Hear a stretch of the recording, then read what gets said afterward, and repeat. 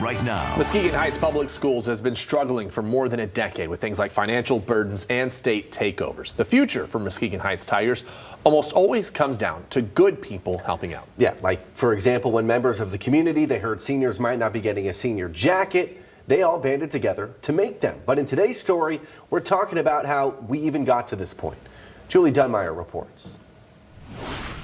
No other public school system or real school system in general in Michigan runs quite the same way as Muskegon Heights Public Schools, more specifically Muskegon Heights Academy.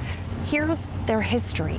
They really started having financial troubles in 2011 is where this all started. This is Muskegon Intermediate School District Superintendent Randy Lindquist. Well, I think some people think Muskegon ISD will come in and take over at some point in time, and we don't have the authority to do that. Lindquist talking today about what's happening at Muskegon Heights Public Schools. It's been a long time coming. After allegations of not enough teachers and not enough textbooks, fed up parents take to school board meetings fall of 2022. But this is what I'm trying to tell you all. Come on now. But the writing has been on the wall for decades, largely because this school operates unlike any other. So it's been difficult because they have lost leadership at the local district level with the superintendent that has left. They have a new charter management company in place. They have two different boards that are operating. This district is operating after a decade of lost trust from its community. Muskegon Heights Public Schools is $35 million in debt. A debt, according to Lindquist, the elected school board has steadily paid down for the last 3 years. The state's not looking to forgive that necessarily. Half the debt is coming from this school building, the other half paying off operating expenses to keep running.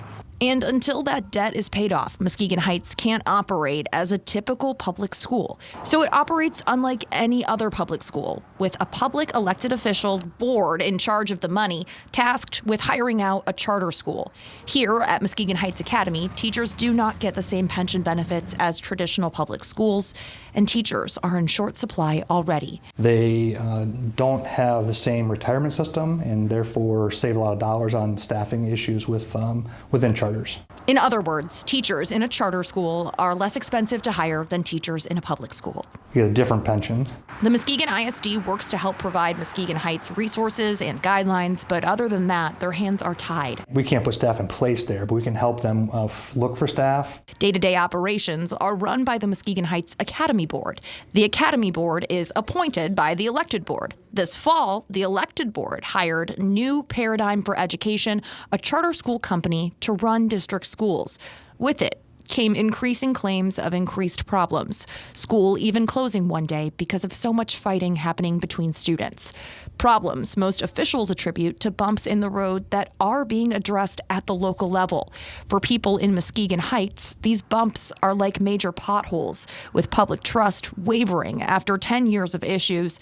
The emergency manager placed at Muskegon Heights schools under the Snyder administration recently hired back on as a consultant to help manage the district's debt. Muskegon Area ISD saying there's nothing they can do directly to wave a magic wand and make all this go away. But there is one thing everyone agrees on. And it's hard to see that as transition happens, but they're trying to work towards what's best for kids. So again, a big noticeable difference and a possible explainer for why less teachers want to teach at Muskegon Heights. Less teachers want to teach at charter schools in general as a rule because those pension programs aren't as robust as the state required public school pension programs.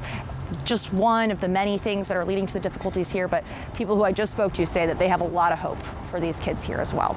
Reporting in Muskegon Heights, Julie Dunmeyer, Fox 17 News. The Kalamazoo Department of Public Safety announced today